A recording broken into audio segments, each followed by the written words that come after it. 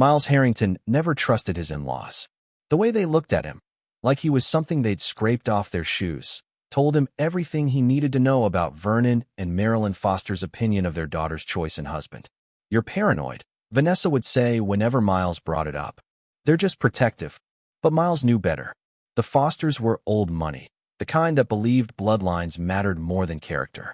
Miles came from nothing, fought for everything he had, and built a reputation as one of Philadelphia's most innovative architects. To the Fosters, though, he would always be an outsider who'd somehow tricked their precious daughter into marriage. The hostility became more pronounced after Miles's recent success. His revolutionary sustainable building design had won international acclaim and a seven-figure prize. Then came the inheritance from his estranged uncle, another $2 million that Miles planned to invest in launching his own firm. "You should let Dad help manage those funds," Vanessa suggested over dinner one night. "He has connections you couldn't imagine." Miles declined politely. "I appreciate the offer, but I've already met with my financial advisor." What Miles didn't mention was the strange phone call he'd received that morning. His uncle's former business partner had warned him, "Watch your back, Miles. Your uncle didn't just die of a heart attack. He was investigating something big." 3 weeks later, Miles's car veered off the road and crashed into a ravine. The authorities blamed brake failure, a tragic accident. Miles survived, but suffered traumatic brain injury and multiple fractures. For 2 months, he drifted in and out of consciousness while Vanessa remained dutifully by his bedside. When Miles finally regained full awareness, the world had shifted beneath him. Vernon Foster sat in his hospital room, folders spread across his lap. "Good news, son," Vernon said with a smile that didn't reach his eyes. "Vanessa has granted us temporary power of attorney. We've consolidated your accounts and investments to protect your assets while you recover." Miles, still disoriented from medication, struggled to process this information. "I didn't authorize that. The doctors said you might experience some memory issues," Vanessa said softly, patting his hand. "You agreed to this last week. Dad's been working night and day to make sure your inheritance is safe." Something felt wrong, but Miles couldn't focus his thoughts. The doctors had warned him that brain injuries could cause paranoia and confusion. He needed to trust his family now more than ever. Over the next several months, Miles devoted himself to rehabilitation. The doctors called his recovery remarkable, though they warned some cognitive effects might be permanent. Through grueling physical therapy and cognitive exercises, Miles pushed himself beyond what his doctors thought possible. What no one realized was that Miles's mind, once it began healing, became sharper than ever. He remembered conversations with perfect clarity. He noticed patterns others missed. And he began to see disturbing changes in Vanessa. She visited less frequently. When she did come, she was distracted, constantly checking her phone. She'd taken to wearing expensive jewelry he'd never seen before. And she avoided discussing finances entirely. 6 months after the accident, Miles was well enough to return home. The sprawling house he'd designed himself felt different, colder somehow. Vanessa had redecorated parts of it. Some of his prized possessions were missing. "Where's my architectural library?" Miles asked, noting the empty shelves in his study. "We sold some things to cover expenses," Vanessa explained vaguely. "The insurance took forever to pay out." That night, Miles overheard Vanessa on the phone. "He's getting suspicious. No, I don't think he knows about us. Of course, I still love you. Just be patient, Owen." Owen Prescott, Vernon Foster's protege at the investment firm. The pieces started falling into place. The next morning, Miles asked about accessing his accounts. "Don't worry about money right now," Vanessa soothed. "Focus on getting better. Dad's handling everything." "I'd like to see the statements," Miles insisted. Vanessa's smile tightened. "I'll ask Dad to bring them by." 2 days later, Vernon and Marilyn arrived for dinner. Miles waited until dessert to bring up his finances. "I'd like to make a withdrawal to restart my firm," he said casually. Vernon and Marilyn exchanged glances. "About that," Vernon said, setting down his fork. "We've had to make some adjustments to your portfolio. The market's been volatile." "What kind of adjustments?" Miles pressed. "We transferred your assets into a family trust," Vernon explained. "For protection." "What family trust?" Miles asked, his voice dangerously quiet. "The Vanessa Foster Trust," Marilyn said with a smirk. "You were always terrible with money anyway." Miles stared at them. "That's my inheritance." My prize money. My life's work. Vernon shrugged. Considerate payment for putting up with you. Do you have any idea how difficult you've been since the accident? How much stress you've put Vanessa through? As they laughed, something inside Miles went cold and still. He'd spent months playing the confused, grateful patient. Now he saw the truth with crystal clarity. That night, after Vanessa fell asleep, Miles slipped into her home office. He found what he was looking for in a locked drawer: bank statements showing systematic transfers of his funds to accounts he didn't recognize. Then he discovered something else: a folder containing surveillance photos of his uncle's home taken weeks before his death, and mechanical diagrams of brake systems identical to the one in his car. By morning, Miles had formulated a plan. He would need allies, evidence, and above all, patience. He contacted Lloyd Carver, an attorney he'd befriended years ago when they were both struggling newcomers. Lloyd had gone on to become one of the city's most feared litigators. "I need your help," Miles told him over a secure line from a burner phone. "But no one can know we're working together." For the next 4 months, Miles played the role of the defeated husband perfectly. He appeared grateful for Vernon's help managing his finances. He pretended not to notice Vanessa's frequent shopping trips that always coincided with Owen Prescott's business travel. He even endured Marilyn's thinly veiled insults at family gatherings. Meanwhile, he was building his case. Lloyd connected him with Geneva Washington, a private investigator who specialized in financial crimes. Together, they documented every unauthorized transfer, every forged signature, every manipulated document. But Miles needed more than just financial evidence. He suspected the accident wasn't an accident at all, but proving it would be nearly impossible. The breakthrough came from an unexpected source.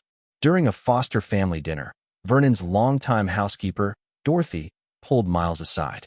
"Mr. Harrington, I've worked for the Fosters for 30 years. I keep my head down and my mouth shut.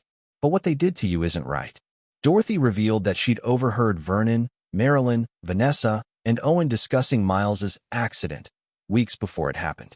She'd been too afraid to come forward, but her conscience wouldn't let her stay silent any longer.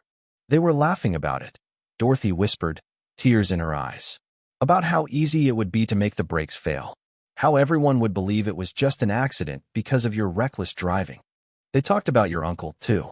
Miles persuaded Dorothy to make a sworn statement to Lloyd and Geneva.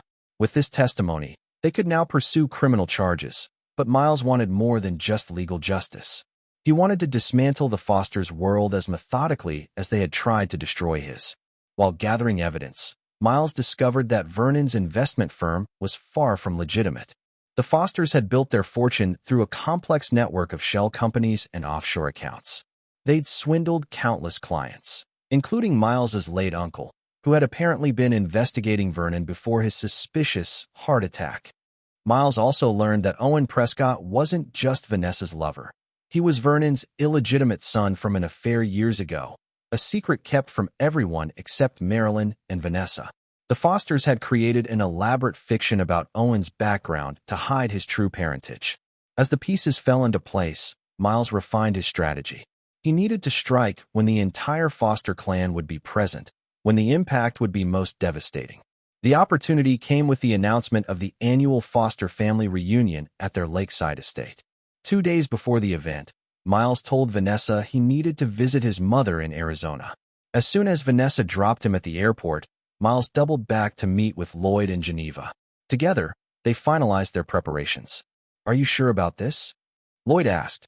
"Once we pull the trigger, there's no going back." Miles nodded. "They took everything from me. Now I'm returning the favor." The morning of the Foster family reunion dawned bright and clear. Nearly 60 Foster relatives gathered at the estate, along with their closest associates, including Owen Prescott, who arrived separately from Vanessa to maintain appearances. Miles watched from a distance as the festivities began. Vernon made his usual self-congratulatory speech about family legacy and Foster values. Glasses were raised. Photos were taken for social media. At precisely 2 p.m., a fleet of couriers arrived at the estate gates. The courier company's vans pulled up to the Foster estate exactly as planned. Miles had spared no expense in his theatrical approach. 12 uniformed messengers simultaneously entered the grounds, each carrying identical leather portfolios. Vernon Foster spotted them first, his champagne glass freezing halfway to his lips. "What the hell is this?" The lead courier stepped forward. "Delivery for the Foster family and guests. Signatures required." As the couriers dispersed through the crowd, distributing portfolios to specific attendees, confused murmurs rippled across the lawn. Vanessa, standing beside Owen, received hers with trembling hands. Vernon and Marilyn exchanged alarmed glances as they were served their own. Inside each portfolio was a personalized dossier, meticulously assembled by Miles, Lloyd, and Geneva. For most Foster relatives, the contents revealed Vernon's systematic theft of their trust funds and investments through his firm. For Vernon and Marilyn, the portfolio included criminal complaints for fraud, conspiracy, attempted murder, and the murder of Miles's uncle. For Vanessa and Owen, there was evidence of their affair plus their complicity in the plot against Miles. Chaos erupted as family members began processing the information. Women wept. Men shouted. Several guests immediately called their attorneys. Vernon attempted damage control. "This is absurd. A desperate attack by a mentally unstable man." His protest died as the final courier arrived, escorting Dorothy, the housekeeper who had witnessed it all. She walked with dignity toward the stunned crowd, Lloyd Carver at her side. "Mr. Harrington regrets he couldn't be here personally," Lloyd announced. "But he wanted me to inform you that every document in those portfolios has been filed with the appropriate authorities. The FBI, SEC, and District Attorney are executing search warrants on Foster Investment Group as we speak." On cue, police vehicles appeared at the estate entrance. Vanessa frantically tried calling Miles. When he finally answered, she was hysterical. "What have you done to us?" "Nothing you didn't do to me first," Miles replied calmly. "Check the final page of your portfolio." The last document was a divorce petition citing abandonment and criminal conspiracy. Miles had included photos of Vanessa and Owen taken over the past 6 months, financial records showing how they'd helped Vernon strip Miles of his assets, and text messages they'd exchanged discussing the accident. As officers began detaining Vernon, Marilyn, and several Foster Investment Group executives, Vanessa made a desperate play. "Miles, please," she sobbed into the phone. "I made a terrible mistake. I still love you. We can fix this." "There's nothing to fix," Miles said. "But if you're worried about money, don't be. I've arranged for you to keep the house." Vanessa's relief was short-lived. "Of course, the property taxes and mortgage are severely in arrears," Miles continued. "Vernon stopped paying them months ago and diverted the funds. You have 30 days before foreclosure."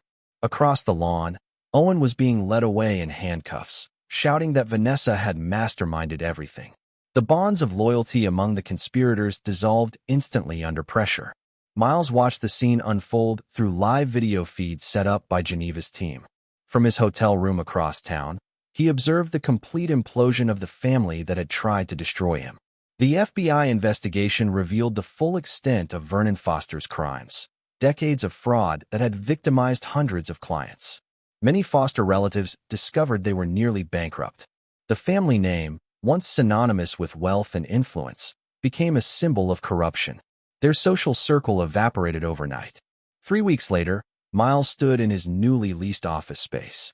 The sign on the door read, "Harrington Architectural Innovation." Thanks to his secret contingency accounts and the settlements already coming in from civil suits against the Fosters, he had more than enough capital to launch his firm. His phone buzzed with a news alert. Vernon Foster had been denied bail after authorities discovered he was planning to flee the country. Marilyn was cooperating with prosecutors in exchange for a reduced sentence. Owen Prescott faced additional charges for his role in the death of Miles's uncle. As for Vanessa, she'd reached out repeatedly, alternating between threats and pleas. Miles had blocked her number after sending one final message. "You chose your side. Live with it." Lloyd entered the office, carrying a bottle of champagne. "To new beginnings," he said, pouring 2 glasses. Miles raised his glass. "And to perfect endings." "Was it worth it?" Lloyd asked. "You could have just taken the money and run. Started over somewhere new." Miles looked out at the city skyline, the same view he'd admired before the accident that was meant to kill him. "They didn't just steal my money," he said quietly. "They tried to erase me, make me doubt my own mind. That deserves more than just legal justice." Lloyd studied his friend. "Remind me never to cross you, Miles." "That's the thing about architects," Miles replied with a cold smile. We don't just build. We understand exactly where to place pressure to bring an entire structure down. In the months that followed, Miles rebuilt his life and career with the same precision he'd used to dismantle the Fosters. His first major commission came from a former Foster client who'd been impressed by Miles's methodical takedown of the family. His designs became more acclaimed than ever, often featuring subtle structural elements that critics described as beautifully ruthless. 1 year after the Foster family reunion, Miles received a letter from the prison where Vernon was serving his 20-year sentence. He read it once, then fed it into the shredder without responding. Whatever Vernon had to say, whether threats, apologies, or bargains, was irrelevant. Miles had moved on. The same day, he declined yet another interview request from a true crime documentary series interested in the Foster case. He had no desire to revisit the past. His revenge was complete, the betrayers punished, and the architect had returned to creating, though now with a deeper understanding of how fragile seemingly unbreakable structures could be.